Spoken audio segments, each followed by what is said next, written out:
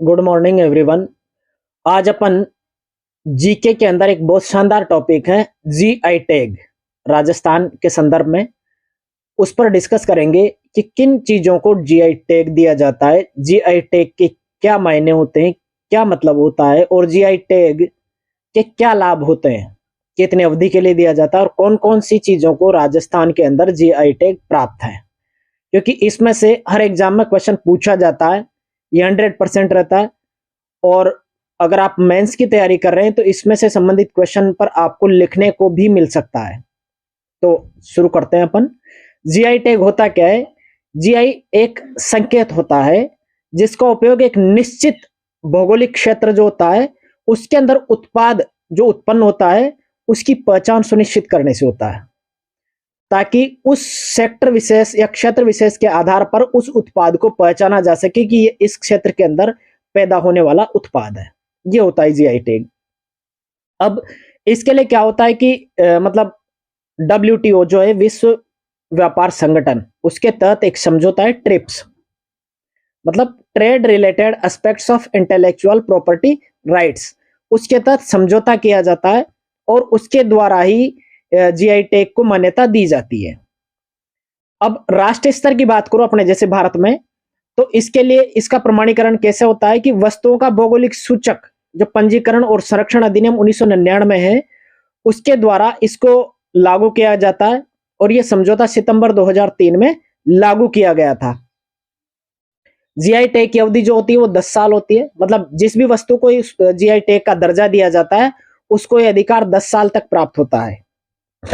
भारत की बात करें तो सबसे पहले भारत में जीआई टैग प्राप्त करने वाली जो वस्तु थी वो थी दार्जिलिंग की चाय, उसको जीआई टैग 2004 में दिया गया था।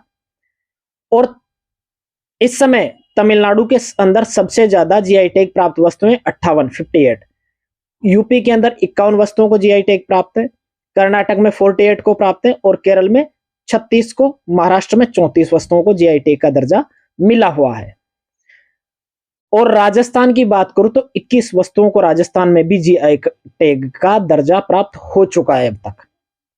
अब ये जीआई पंजीकरण जो होता है उसका क्या लाभ मिलता है, उसको उस वस्तु विशेष को क्या फायदा मिलता है, तो मैं आपको बता दूं कि भारत में भौगोलिक संकेतक के लिए कानून संरक्षण प्रदान करता है और जिसके फलस्वरूप निर्यात को बढ़ावा मिलता है, उस वस्तु के निर्यात को बढ़ावा मिलता है। नंबर 2 है किसी पंजीकृत भौगोलिक संकेतक के अनाधिकृत प्रयोग को यह रोकता है, यानी कि जिस वस्तु को यह प्राप्त है उसको अनाधिकृत रूप से कोई अन्य व्यक्ति मतलब इस्तेमाल नहीं कर सकता, उसका प्रयोग नहीं कर सकता जीआई टैग का।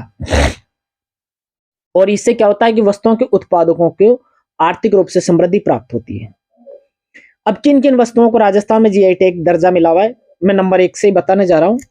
बगरू प्रिंट जो जयपुर की है, इसको 2011 में जीआई टैग का दर्जा दिया गया था। अब इस बगरू प्रिंट में क्या होता है कि लाल और काले रंग का प्रयोग होता है और बेल बूटों की छपाई के लिए प्रसिद्ध है। राम किशोर छिपा को बगरू प्रिंट के लिए 2009 में पद्मश्री दिया गया था। तो ये आपको ध्यान रखना है कि Bagru print Jaipur number 1। Number 2 जो जीआई टैग प्राप्त वस्तु है वो है बीकानेरी भुजिया, ये बीकानेर का फेमस है, इसको 2010 में जीआई टैग दिया गया था। 1877 में महाराजा श्री डूंगर सिंह के शासनकाल के दौरान भुजिया का पहला बैच जो है बीकानेर की रियासत में बनाया गया था। तो पहली बार भुजिया बनाने का जो कार्य है महाराजा डूंगर सिंह के समय 1877 में शुरू हुआ था और इसको जीआई टैग का दर्जा दिया गया है। नंबर 2 अगली वस्तु है जिसको जीआई टैग का दर्जा प्राप्त है वो है ब्लू पोट्री जो जयपुर की है, इसको 2008 में जीआई टैग का दर्जा प्राप्त है। अब इसमें क्या किया जाता है कि चीनी मिट्टी के बर्तनों पर चित्रकारी की जाती है। महाराजा मान सिंह जो थे इसके चित्रकारों को लाहौर से आमेर लाए थे, परंतु इसका सबसे ज्यादा जो विकास है ब्लू पोट्री का वो राम सिंह द्वितीय के शासनकाल में देखने को मिलता है। तो इससे क्या हो रहा है कि अपना जो वस्तु है जिसको जीआई टैग प्राप्त है उसके से रिलेटेड जो फैक्ट्स हैं उनको भी अपन देख रहे हैं ताकि आपको उससे रिलेटेड फैक्ट में भी किसी प्रकार की दिक्कत नहीं आए। अब ये जो राम सिंह द्वितीय थे इन्होंने कालूराम और चूड़ामन कुमार को ब्लू पोट्री सीखने के लिए दिल्ली भेजा था। कृपाल सिंह शेखावत को ब्लू पोट्री के लिए 1974 में पद्मश्री दिया गया था। वहीं ब्लू पोट्री के संबंधित चित्र कलाकार जो है उनको मैं बता देता हूं। एक तो है नाथीबाई, एक त्रिलोक चंद, एक भगवान सहाय, भैरू खारवाड़, हनुमान सहाय और दुर्गालाल गिरिराज।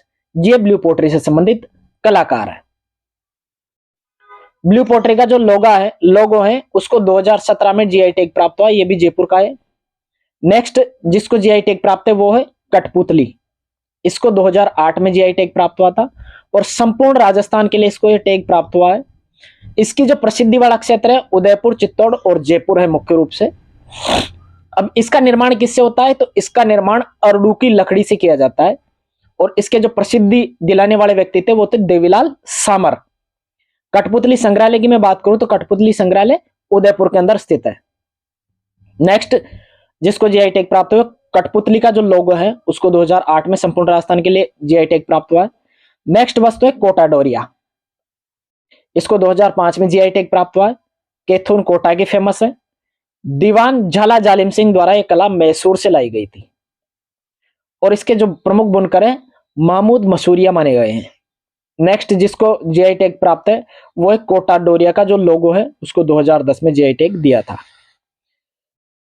अगला है मकराना संगमरमर, इसको 2015 में जीआई टैग मिला था।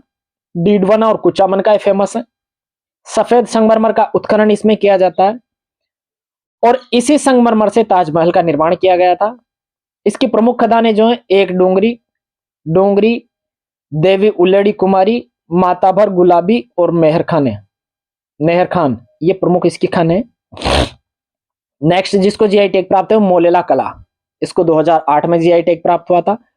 टेराकोटा, अब टेराकोटा क्या होता है, मिट्टी को पकाकर जो मूर्तियां बनाई जाती है उनको टेराकोटा कहा जाता है और मोलेला गांव राजसमंद के फेमस है। 2012 में यहाँ के मोहनलाल कुमावत को पद्मश्री दिया गया था और अन्य कलाकार जो इसके हैं वो है खेमाराम और राजेंद्र। अब अन्य वस्तुओं की बात करूं तो मोलेला कला का जो लोगो है उसको भी जीआई टैग 2017 में मिल चुका है। अगली कलाकारी है फलकारी, ये राजस्थान, पंजाब और हरियाणा को संयुक्त रूप से इसके लिए जीआई टैग मिला है। दुपट्टे और चुनरी पर सुंदर कढ़ाई करने को फलकारी के नाम से जाना जाता है। नेक्स्ट वस्तु है वो है सांगानेरी प्रिंट, ये जयपुर की फेमस है। नामदेवी छिपे जो होते हैं छपाई करने वाले, वो लट्ठा या मलमल पर कढ़ाई करते हैं। लाल और काले रंग की इसमें छपाई की जाती है। 2010 में इसको जीआई टैग मिला था। मुन्नालाल गोयल ने इसको प्रसिद्धि दिलाई थी और जयसिंह के समय इसका सर्वाधिक विकास देखने को मिलता है। नेक्स्ट जिसको जीआई टैग प्राप्त है वो है थेवा कला प्रतापगढ़, इसको 2014 में जीआई टैग मिला था। रंगीन बेल्जियम कांच पर सोने का काम इसके अंदर किया जाता है। सावंत सिंह के समय एक कला को प्रारंभ किया गया था। 2015 में महेश सोनी को इसके लिए पद्मश्री मिला था और अन्य कलाकारों की बात करूं थेवा कला के तो वे गिरीश कुमार, नाथूजी सोनी, राम प्रसाद सोनी, रामविलास सोनी और जगदीश सोनी, यानी कि सोनी परिवार जो है उसका बहुत बड़ा योगदान है थेवा कला के विकास में। नेक्स्ट जो कला है वो है पोकरण पोट्री, ये जैसलमेर की फेमस है। इसको 2018 में जीआई टैग मिला है और सफेद और पिंक पोट्री भी इसको कहा जाता है। नेक्स्ट है सोजत की मेहंदी, ये सोजत पाली की फेमस है और 2021 में इसको जीआई टैग दिया गया है। नेक्स्ट है पिछवाइया, ये नाथद्वारा राजसमंद की फेमस है। 2023 में इसको जीआई टैग मिला है। नाथद्वारा में जो श्री कृष्ण की प्रतिमा के पीछे लगाए जाने वाला जो कपड़ा होता है जिस पर श्री कृष्ण की लीलाओं का अंकन मिलता है उसको पिछवाई के नाम से अपन जानते हैं। इसके प्रमुख कलाकारों की बात करूं तो घनश्याम, लच्छीराम, कैलाश शर्मा, नरोत्तम शर्मा और विठल शर्मा इसके प्रमुख जो व्यक्ति है चित्रकार है वो इनको माने गए हैं और नाथद्वारा के जांगीड़ और गौड़ ब्राह्मण परिवारों द्वारा इसका चित्रण का कार्य किया जाता है। नेक्स्ट वस्तु है जोधपुरी बंदेज, ये जोधपुर की फेमस है और 2023 में इसको जीआई टैग मिला है। पारंपरिक राजस्थानी शिल्प में कपड़े बांधने और रंगने की जो जटिल प्रक्रिया होती है जिसको टाई और डाई कहा जाता है उसके लिए फेमस है। बंदेज के लिए उपयोग किया जाने वाला कपड़ा जो होता है मलमल, रेशम और वायल होता है। सूती धागे का प्रयोग कपड़े को बांधने के लिए किया जाता है। नेक्स्ट वस्तु जो है वो है कोफ्तागिरी उदयपुर की फेमस है। 2023 में इसको जीआई टैग मिला है और इसको तहनिसा भी कहा जाता है। फौलाद की वस्तुओं पर सोने के पतले तारों की जड़ाई इसके अंदर की जाती है।